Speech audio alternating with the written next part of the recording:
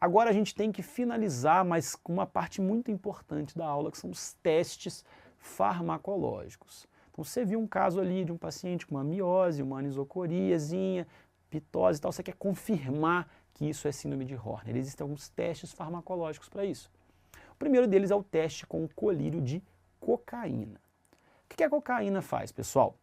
Ela bloqueia a recaptação de noradrenalina. Então veja bem, essas bolinhas azuis são a noradrenalina. Quando a gente pingou o colírio de cocaína, essa noradrenalina, essa cocaína faz com que a noradrenalina não seja recaptada aqui pelo neurônio. Então ela acaba aumentando muito a disponibilidade de noradrenalina aqui no músculo dilatador da íris.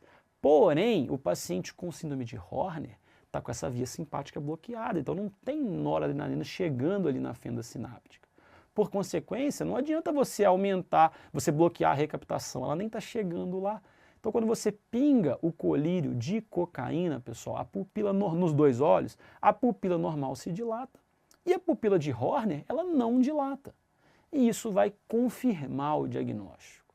Independente do neurônio lesado, é primeiro neurônio, é segundo neurônio, é terceiro neurônio, vai se comportar da mesma forma. A pupila normal dilata e a de Horner não dilata. Veja bem, então aqui a gente tem um paciente com síndrome de Horner, uma certa miose, uma certa pitose, pingou o colírio de cocaína, o olho normal dilatou muito e o olho com Horner não aconteceu praticamente nada. Isso confirma o diagnóstico, mas não localiza a lesão, tá? Não diz pra gente se é primeiro neurônio, se é segundo neurônio ou se é terceiro neurônio.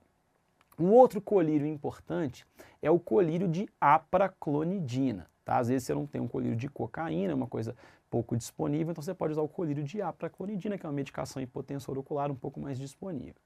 Me desculpa pela imagem que não está muito boa, mas foi a única que eu encontrei, pessoal, mas vejam bem, ela está bem ilustrativa.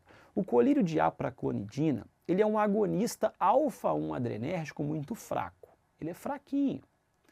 E o estímulo para o músculo dilatador da íris é justamente esse estímulo alfa-1 adrenérgico. Lembra que eu falei para vocês que quando a gente tem uma interrupção de inervação, existe a chamada hipersensibilidade de denervação? Os receptores ali, por não estar chegando o neurotransmissor a eles ficam muito ávidos, né, por serem estimulados, eles até aumentam ali a sua concentração na superfície da célula. E isso acontece na síndrome de Horner. Então veja bem, aqui é a situação do olho normal e aqui dois pacientes com síndrome de Horner.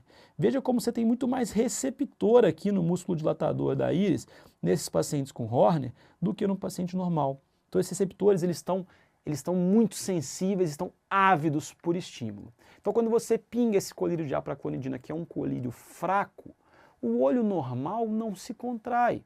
Por quê? Porque não tem nenhuma hipersensibilidade de receptores. Porém, o olho com Horner, a pupila vai se dilatar, né? O músculo vai se contrair, o músculo dilatador da íris, e a pupila vai se dilatar.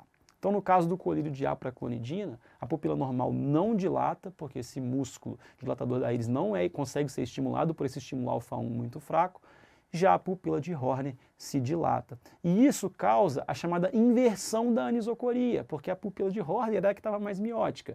E aí você pingou esse colírio alfa-1 adrenérgico fraco, os receptores estavam muito ávidos, houve uma dilatação da pupila e aí inverteu a anisocoria, veja bem. Então aqui o olho com Horner é o esquerdo, tem a pupila mais miótica e com pitose. Pingou a apraclonidina nos dois olhos, só a pupila de Horner se dilatou, a outra não dilatou. E isso fez com que houvesse uma inversão da anisocoria. Então, isso é uma característica do colírio de apraclonidina. Tá? Isso também confirma o diagnóstico, mas não localiza a lesão também. Não dá para você saber se é primeiro neurônio, se é segundo neurônio ou se é terceiro neurônio só com esse colírio. Para isso, serve o colírio de hidroxianfetamina, para a gente tentar localizar a lesão. O que o colírio de hidroxianfetamina faz? Ele aumenta a liberação de nora lá na fenda sináptica ali do neurônio de terceira ordem, né, o terceiro neurônio da via simpática, lá no músculo dilatador da íris. Então essa hidroxianfetamina faz com que essa nora seja mais liberada, aumenta essa liberação de nora lá na fenda sináptica do músculo dilatador da íris. E o que isso vai implicar, pessoal? Presta atenção. Se a lesão for de primeiro ou segundo neurônio da via simpática, esse aumento de nora lá no terceiro neurônio, entre o terceiro neurônio e o músculo dilatador da íris, consegue estimular esse músculo dilatador da íris e a pupila de Horner vai se dilatar, como vocês estão vendo aqui, ó. Então no olho direito a gente tem uma pupila mais miótica e com um pouco de pitose, pingou colírio de hidroxianfetamina nos dois olhos, os dois se dilataram. Isso pra gente, pessoal, localiza a lesão ou no primeiro ou no segundo neurônio, tá? Não dá para dizer se é primeiro ou segundo, só dá para garantir que não é terceiro neurônio nesse caso. Isso é muito importante, isso vai cair sempre na prova, tá? Então, a lesão aqui, ela é antes do gânglio cervical superior, é a única coisa que eu posso dizer para você. Mas se é primeiro ou segundo neurônio, a gente vai ter que investigar com exames de imagem. Qual que é a situação do colírio de hidroxianfetamina na lesão de terceiro neurônio, pessoal?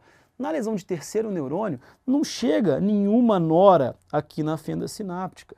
Então não adianta você aumentar a liberação de nora ali na fenda sináptica do músculo dilatador da íris se ela não está chegando. Então nesse caso, a pupila não vai se dilatar com colírio de hidroxianfetamina na lesão de terceiro neurônio. Tá? Então vejam bem, nesse caso, antes e depois, a gente só teve a dilatação do olho esquerdo, que é o olho normal, esse olho que estava mais miótico e pitótico, que é o olho com Horner, que é o direito, não se dilatou, justamente porque não tem nora chegando na fenda sináptica, então não adianta você aumentar a liberação.